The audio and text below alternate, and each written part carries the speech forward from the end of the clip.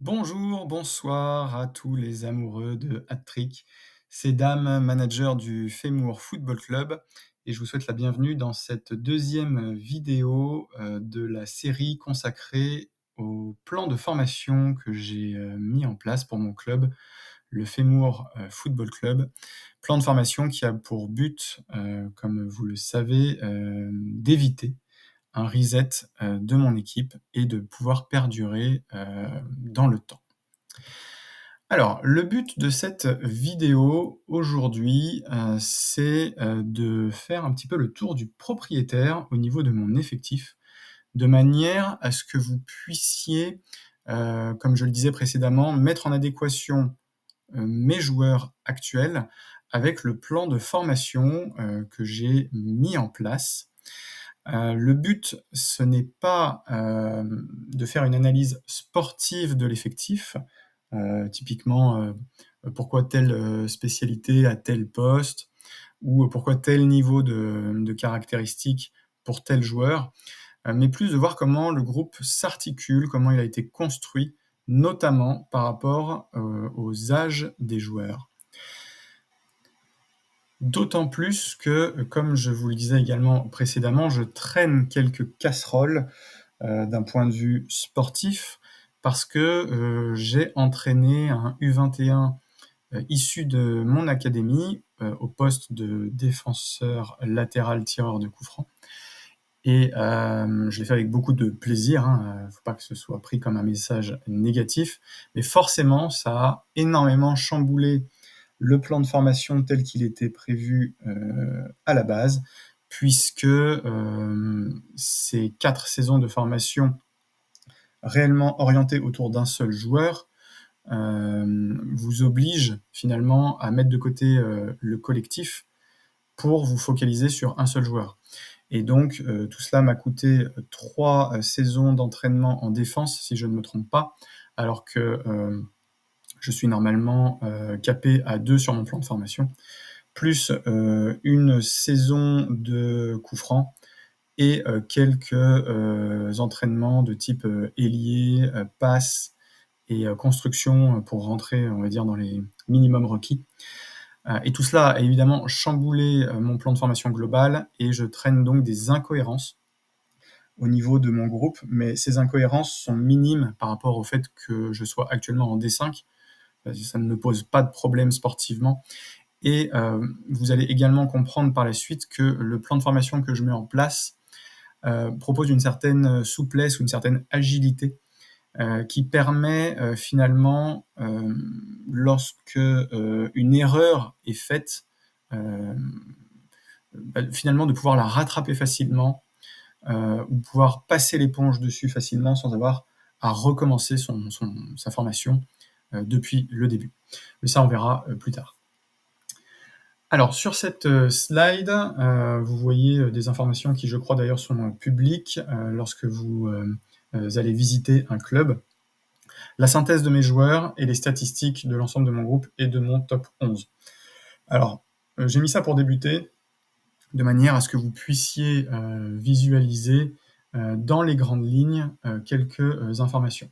D'abord, sur le tableau synthèse, ce qui va sauter aux yeux, j'imagine, c'est le fait qu'une grande majorité de mes joueurs soient issus de mon académie. Il faut savoir qu'au début, j'étais vraiment parti sur un plan de formation quasi full académie, et je me suis quand même assez rapidement rendu compte que c'était trop contraignant d'un point de vue sportif. Donc c'est une des raisons pour lesquelles il y a énormément de joueurs issus de mon académie, mais ce qu'il faut comprendre, c'est que ce n'est pas un objectif en soi. D'ailleurs, aujourd'hui, en ayant retravaillé mon plan, je pense que je vais tourner avec environ 50 à 60% de joueurs issus de l'académie sur mon noyau dur de joueurs, mais pas plus, parce qu'il faut que j'achète certaines compétences, certaines caractéristiques, et il faut également que j'achète certaines certains axes de formation.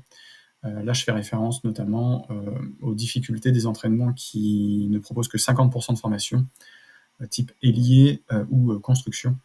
Donc si je veux être un petit peu cohérent d'un point de vue sportif, à un moment, il faut aussi que j'achète un petit peu de formation. Sur ces 16 joueurs qui sont numérotés au sein de mon effectif, il faut comprendre que seuls 13 font réellement partie de mon noyau dur. Les joueurs 14, 15, 16 sont des remplaçants ou des fins de carrière qui ne rentrent pas dans mon plan de formation. Et sur ces 13 joueurs au sein du noyau dur, il y en a 2 à 3, 2,5 on va dire, qui ne rentrent qu'à moitié dans le plan de formation. Je vous l'expliquerai plus tard. Ensuite, sur les 2 autres tableaux, c'est plus pour que vous puissiez vous rendre compte de l'état actuel de l'équipe. Un TSI global à 1,2 million. Une masse salariale, ça c'est une donnée importante, à 163 000 € semaine, ce qui est faible. Aujourd'hui, je représente quasiment la plus faible masse salariale de ma division, alors que je suis en train de truster la première place et que j'ai fini donc champion la saison dernière. Ça aussi, vous comprendrez plus tard comment tout ça s'articule, mais évidemment, les plus aguerris d'entre vous ont compris qu'on partait sur du multi-carac progressif. Une valeur estimée à 33 millions, ok. Est-ce qu'il y a autre chose? L'âge moyen de l'effectif global est à 25,47, et sur mon 11 majeur, on est à 24,110. Donc c'est un âge moyen qui devrait augmenter. Pour l'instant, on n'est pas à maturité sur le plan de formation. Je pense que l'âge moyen devrait par la suite osciller entre 26, oui, autour de 26 ans. Pour le moment, il est un petit peu faible parce qu'il y a encore du chemin à parcourir. Alors cette slide, elle est extrêmement importante. Je vais essayer de ne pas trop la détailler et je vous en dirai plus dans les vidéos vraiment spécifiques au plan de formation, mais j'ai quand même tenu à vous la montrer parce que c'est vraiment la pierre angulaire autour de laquelle j'ai bâti la philosophie d'évolution de mon équipe. Donc on va appeler ça la roue des âges. Le principe est assez simple en soi, voire même extrêmement basique. Vous voyez en bas à gauche une flèche qui indique l'arrivée d'un joueur, donc son intégration au sein de mon groupe senior, soit via mon académie, soit via un achat. Donc l'option que je vais tenter de privilégier la majorité du temps, ça va être l'académie par rapport au bonus cœur. Néanmoins, si je n'arrive pas à trouver chaussure à mon pied, je n'hésiterai pas à acheter le joueur au moment où il doit intégrer le groupe, donc à 17 ans, entre 17 et 17,25, le plus proche possible du 17 ans. Une fois qu'un joueur a intégré mon groupe senior, il rentre donc dans cette roue des âges, et la partie gauche de cette roue des âges correspond à une période de préformation pendant laquelle le joueur va intégrer principalement mon équipe B, et il va commencer à travailler ses compétences et ses caractéristiques jusqu'à ses 25-26 ans à peu près, âge où il va en théorie intégrer le groupe A. J'ai appelé ça la post-formation, c'est-à-dire qu'il va continuer à être formé, mais potentiellement de manière moins intensive, mais surtout en étant titulaire de mon équipe A. Il va ensuite faire quelques saisons jusqu'à environ 31-32 ans, avant de quitter le groupe, soit par le biais d'une vente, dans 95% des cas, sachant que ça aussi on en reparlera dans mes vidéos liées à ma structure économique. Ça va être ma principale source de rentrée d'argent, hors évidemment billetterie, mais on sait tous que quand on vend un joueur autour de 30 ans, 31 ans, on le vend pas très cher. Je vais viser environ 1 million par joueur, et il va falloir que je sois vigilant parce que ça sera ma principale source de revenus. Soit je décide de le conserver en tant que remplaçant, couteau suisse au besoin, et ou, s'il bénéficie d'un tempérament de chef, intéressant, je le conserve pour, qu'il puisse devenir un futur coach. Donc cette roue des âges, c'est vraiment, comme je le disais, la pierre angulaire de, mon système de formation, mon système de jeu et ce qui va être important, c'est de réussir à couvrir, de manière assez équilibrée, l'ensemble ou le quasi-ensemble, des slots, sachant que, je devrais normalement rentrer, les joueurs à 17 ans à une fréquence d'environ 2 joueurs toutes les 2 saisons.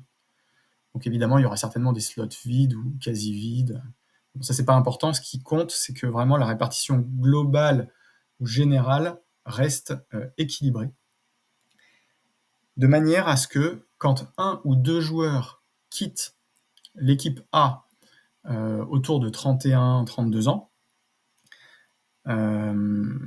finalement, ils soient remplacés par des joueurs qui aient déjà été préformés, qui vont avoir 25-26 ans, que je n'aurai pas besoin d'acheter du coup. Donc ça permet d'avoir une assiette économique qui soit cohérente. Mais évidemment, ces joueurs qui auront été préformés seront moins bons.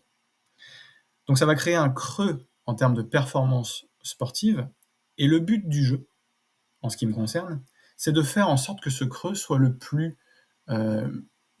doux possible, en ayant optimisé la préformation de mon joueur, d'une part, mais aussi naturellement, parce que le reste de l'équipe continue à jouer et continue à évoluer. Ça, c'est la philosophie globale. Et donc maintenant, ce que je vous propose, c'est de faire un petit passage en revue de l'ensemble de mes joueurs, ou du moins de mon noyau dur, pour que vous puissiez voir à quoi ça ressemble, et ensuite qu'on puisse placer ces joueurs autour de cette roue, autour de cette roue des âges, pour que vous puissiez voir comment elle est équilibrée actuellement, et que vous puissiez voir également, par rapport à chaque joueur, quelles sont les conséquences de l'entraînement U21 que j'ai effectué pour mon défenseur latéral. On va commencer avec mon gardien de but, Philippe Wagner. Il a actuellement 26 ans, il est issu de mon académie. Il est gardien 10,9, enfin il est à un entraînement je crois de passer 11, défense 11, coup franc 17. Et donc ce gardien, c'est la première casserole que je traîne, puisque aujourd'hui, il a une caractéristique défense qui est plus importante que sa caractéristique gardien. Et ça, c'est dû évidemment au fait que j'ai dû entraîner défense pendant 3 saisons. Pour la petite anecdote, ce joueur, c'est à l'époque où il faisait encore partie de mon académie, c'est vraiment à partir de lui que j'ai commencé à créer mon plan de formation. Et au moment où mon défenseur latéral U21 est arrivé à 17 ans, j'étais en pleine formation gardien, et j'ai dû stopper la formation gardien pour basculer sur une formation défense. Et donc plutôt que de la perdre, et sachant que j'allais traîner ce gardien pendant très longtemps, je l'ai entraîné défense de manière quand même à booster mes notes de secteur, tout en sachant que c'était pas optimal, évidemment, d'un point de vue sportif, mais bon, il faut resituer. J'étais encore à l'époque en D6, maintenant je suis en D5. Malgré tout, il fait le taf. Donc je le place sur la roue des âges, à côté de la pastille 25-26. On passe maintenant à mon défenseur central. Ah, j'entends déjà certains d'entre vous dire « mais il n'en a qu'un seul ». Alors oui et non. En fait, je n'en ai qu'un seul pour qui le poste de défenseur central est un réel objectif de formation actuellement. Ça ne veut pas dire que mes autres joueurs ne peuvent pas jouer défenseur central. C'est juste pas leur poste de prédilection. Et dans un souci d'optimisation, je ne vais chercher le poste de prédilection de défenseur central que sur l'un de mes joueurs, de manière à resserrer le noyau de joueurs que je forme réellement. Ce joueur a intégré mon groupe A cette saison, puisque j'ai vendu un trentenaire fin de saison dernière, qui était meilleur que lui. Et c'est l'exemple parfait du renouvellement de cette roue des âges, dans le sens où j'avais précédemment un défenseur central en défense 14, construction 11, coup franc 17, que je remplace aujourd'hui par un défense 12, construction 10, coup franc 15, qui n'a que 23 ans, qui va continuer à être formé. Il est un peu jeune, normalement, il aurait dû intégrer plus tard le groupe A, mais encore une fois, c'est dû à mes difficultés liées à ma formation U21, donc je fais un petit peu comme je peux. Donc, sur cette saison, j'ai une baisse de mes notes d'ordre général en défense, mais je pousse fort sur d'autres secteurs qui compensent. Et globalement, mon équipe s'améliore. Donc voilà, c'est vraiment l'exemple parfait, ce joueur, d'un joueur qui intègre l'équipe A, qui va faire baisser légèrement certaines notes de secteur, alors que l'équipe continue à évoluer. Le voilà placé sur la roue des âges, sur la pastille 23-24 ans. On va maintenant passer à mes deux défenseurs latéraux, Juan Poser de Andrade et Léopold Sapet. Donc Léopold Sapet, c'est le fameux joueur qui a joué en U21 et qui comptabilise donc 8 sélections, parce que malheureusement le parcours de l'équipe de France a été assez difficile sur les dernières Coupes du Monde. Donc ce sont des joueurs qui ont aujourd'hui 24 et 23 ans, qui proposent un niveau de défense légendaire, construction honorable, ailier respectivement 13 et 9, passes respectivement 6 et 5, et coups francs respectivement 14 et 17. Léopold Sapet donc, a été tireur de coups francs titulaire en U21 France, et c'est aujourd'hui mon tireur de coups francs également au sein de mon équipe A.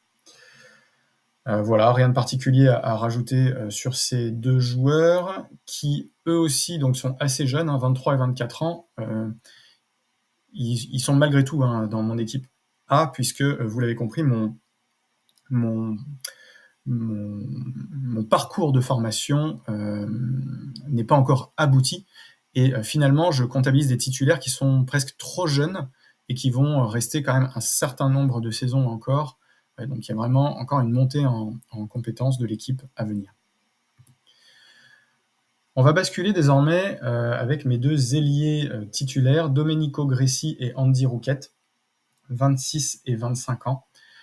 Et là aussi, on peut voir les séquelles de ma formation U21, puisqu'on va avoir une lacune au niveau de leurs caractéristiques ailiers, alors que leur caractéristique de défense est légèrement surévaluée. Puisque aujourd'hui, ils proposent ailier 11 et 12 pour défense 12 et 12, construction 9 et 11, passe 6 tous les deux, coup franc 15 et 14. Voilà. Donc un léger déséquilibre que je traîne, mais qui, encore une fois, ne me pose pas de problème actuellement. Et donc ce sont des joueurs qui ont déjà 25-26 ans, qui vont encore faire certainement 4 saisons chez moi, peut-être même moins, et qui seront remplacés par des joueurs qui par la suite seront plus équilibrés et qui ne subiront pas l'entraînement U21. J'en profite pour dire que c'est aussi ce que j'apprécie dans ce plan de formation, c'est que si jamais à un moment il y a un déséquilibre dans la formation d'un joueur, en fait c'est pas très grave, dans le sens où avec le temps ce déséquilibre sera lissé, puis il sera remplacé par un autre joueur. Donc au final, on a quand même une courbe assez fiable, assez stable d'un point de vue de l'évolution sportive de l'équipe. Les voilà placés à côté de la pastille, 25-26 ans. Ensuite, je vais faire un petit focus sur mes deux MVA. Adrian Dinsky et Telo Poser de Andrade, qui d'ailleurs, encore une fois pour la petite anecdote, est le frère de Juan, le défenseur latéral que vous avez vu un peu plus tôt, chose que je trouve assez sympa. Donc là, ce sont les deux joueurs les plus aboutis de mon équipe, les plus aboutis issus de mon académie. Pour l'instant, vous n'avez vu que des joueurs issus de mon académie. Il propose défense 12, construction 13 et 14, ailier 9, passe 5 et 7 et coup franc 16 chacun. Ce sont des joueurs, alors je les qualifie de MVA, mais je peux tout à fait les faire jouer en milieu défensif. Milieu offensif, c'est un peu léger par rapport à un niveau de passe qui n'a pas encore été entraîné, mais ça viendra. Donc ils sont extrêmement polyvalents. Et là, pour le coup, eux, ils ont bénéficié, on va dire, de la situation, puisque ce sont des joueurs qui, normalement, n'auraient pas dû intégrer ma roue des âges. Mais comme ils étaient déjà préformés et en bonne voie, bah, je les ai conservés. Et en réalité, ce genre de joueur, au sein de mon équipe, plutôt que d'avoir 25-26 ans, devrait plutôt avoir 27-28 ans. Donc je vais les placer sur la roue des âges sur 25-26, mais normalement, ils devraient être un petit peu plus bas, autour de 27-28, voire peut-être même 29. Ensuite, petit focus sur ces deux joueurs qui sont en préformation dans une optique MVA. Donc ce sont eux qui vont remplacer dans le futur les deux MVA que vous venez de voir. Carlo Secli, 18 ans, et Ramzi Azizi, 19 ans. Donc ce sont des joueurs qui sont actuellement entraînés en construction, ils ont atteint un construction 11. Sur le reste des autres caractéristiques, ils sont assez équilibrés. Alors Carlo Secli est quand même nettement au-dessus, hein. Bon, déjà il est imprévisible, et puis il présente quand même ailier 7, passe 6, buteur 6. Il a été scouté hein, par les U21, lui également, mais là pour le coup j'ai refusé parce que je voulais vraiment me recentrer sur mon plan de formation et vraiment me recentrer sur mon équipe. Ramzi Azizi, lui, il est assez équilibré, ailier 5, passe 5, buteur 5. Donc ce sont deux joueurs qui intègrent le groupe senior, qui pour le moment jouent le mercredi ou parfois le samedi à la place des joueurs habituels, fonction de la situation. Ce qui m'a permis d'ailleurs pour le moment d'atteindre le tour 7, je crois, de Coupe de France en switchant un petit peu les joueurs comme ça. Ce sont des joueurs qui par la suite vont être formés en passe, puis un petit peu en défense, un petit peu en coup franc aussi, avant de remplacer les deux MVA précédents. On les place sur la roue des âges à 18 et 19 ans.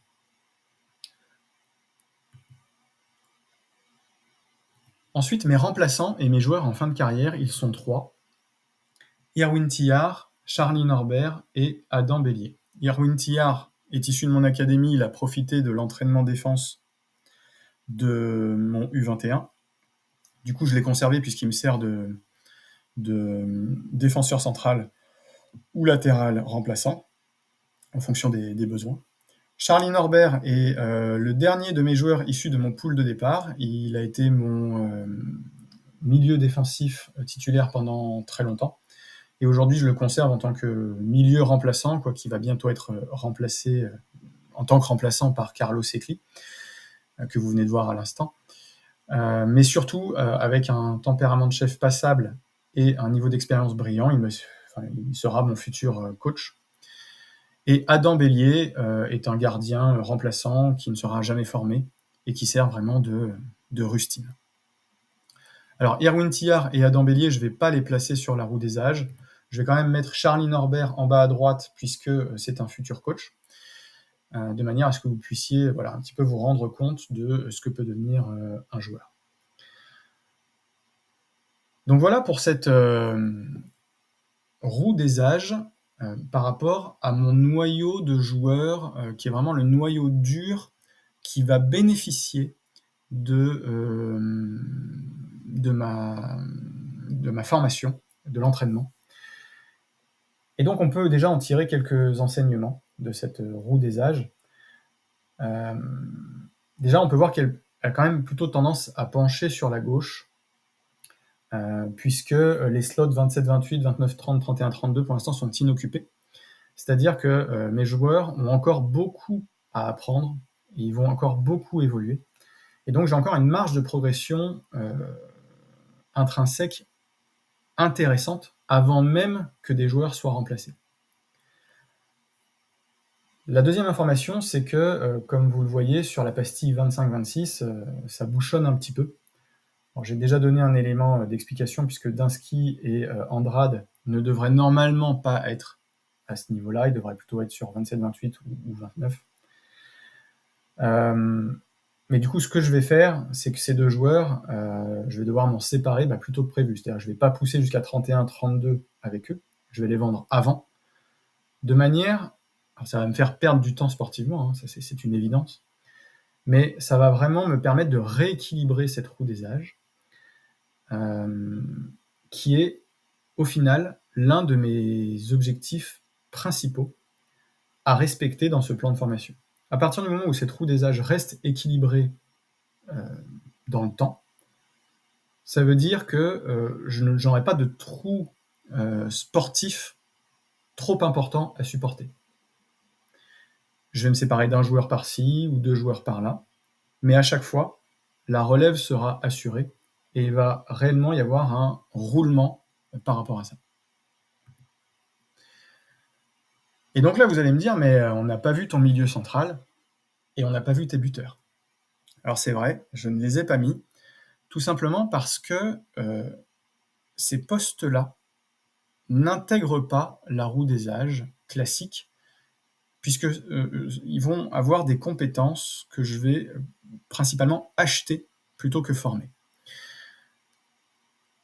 Au début, j'étais vraiment parti sur un plan de formation où j'allais tout former, y compris buteur. Et je me suis rendu compte que c'était une plaie. Sportivement, ça ne menait à rien. Les joueurs vieillissaient jusqu'à 35-36 ans pour avoir quelque chose de cohérent. Ça posait d'autres problèmes liés à l'endurance et sa gestion, etc., etc. Donc, j'ai abandonné l'idée d'entraîner buteur, et c'est donc une compétence que j'achète. Et du coup, pour mes buteurs, mes attaquants, j'ai une petite roue des âges qui va de 24 ans jusqu'à 29-30 ans. Et l'idée, c'est d'avoir 3 buteurs qui ont chacun 2 ans d'intervalle entre eux et que je vais renouveler petit à petit. Je les achète à 24 ans, ils passent 2 saisons à jouer en équipe B ou à attendre leur tour. Puis à 26 ans, ils intègrent l'équipe A en tant que deuxième buteur. Et à 28 ans, ils restent en équipe A en tant que buteur plus âgé jusqu'à 29-30 ans, âge auquel je les revends. Alors ça, c'était l'idée de base. Ça me semblait intéressant et en soi, ça fonctionne. Mais je suis un petit peu revenu dessus parce que le buteur que j'achète actuellement autour de 5 millions à 24 ans et qui pourrit sur mon banc de remplaçant pendant 2 saisons, finalement, ça ne me plaît pas. Et je me rends compte qu'il y a possibilité d'optimiser tout ça, tant d'un point de vue économique que sportif. Je reviendrai dessus plus tard. Donc voilà à quoi ressemblent mes buteurs et donc milieu central actuels. Christian Stevens est mon buteur le plus âgé, 28 ans. Il va donc encore faire une saison et demie, 2 saisons avant d'être revendu. Buteur 13, passe 11, ailier 9, construction 10. J'attache énormément d'importance au multicarac, pour plein de raisons que je détaillerai plus tard. Il est également joueur de tête. Torben Salzwedel, mon deuxième buteur imprévisible, donc il a 25 ans seulement, mais normalement il devrait en avoir 26. Bon, je l'ai trouvé à 25 ans, tant mieux, je le revendrai plus cher quand je le revendrai. Buteur 14, passe 7, ailier 13, construction 11. Et donc j'avais un troisième buteur, qui était un buteur français, qui avait donc autour de 24-25 ans, que j'ai revendu à la dernière intersaison, puisqu'il pourrissait sur mon banc. Et je l'ai remplacé par un hybride buteur milieu central, notamment parce que je suis actuellement sur un cycle construction et je souhaitais optimiser finalement la formation de mon noyau dur de joueurs. Et donc j'ai rentré Rigoberto Padilla, buteur 14, construction 12, défense 9, passe 9, mais qui pour le coup n'a pas d'ailier, et qui, lorsqu'il devra intégrer mon équipe A en tant que buteur titulaire dans une saison et demie, me fera réfléchir à potentiellement changer mon fusil d'épaule et le laisser au poste de milieu central et réinvestir dans l'achat d'un autre buteur.